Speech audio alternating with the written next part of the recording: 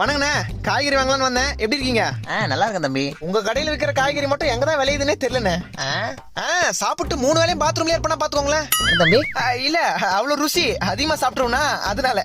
சரி தம்பி, என்ன வேணும்? 2 கிலோ தக்காளி, அப்புறம் டேய் வெங்காயம் அது ஒரு 2 கிலோ குத்துருங்கண்ணே.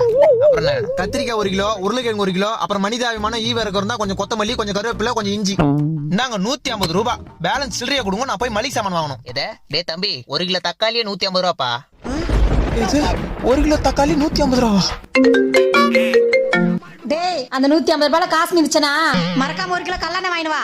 அப்படியே மண்ணெண்ணையும் சேர்த்து வாங்கிட்டு வரேன். குடும்பத்தோட கொளுத்தி விட்டுரு. என்னடா மோ, இங்க 1 கிலோ தக்காளியே 150 ரூபாய் வித்துனுக்குறாங்க. என்னடா சொல்ற? இனிமே என்ன பண்ற? தக்காளில குழம்பு போடாத. என்னது? குழம்புல தக்காளி போடாத. டேய், தக்காளி போடாம குழம்பு எப்படிடா ருசியா இருக்கும்? ஆமா, ஏற்கனவே நீ வைக்கிற குழம்பு ருசி நாக்க விட்டு போல. கரும்பு கீழே ஊத்துனா நாய் கூட நக்காது.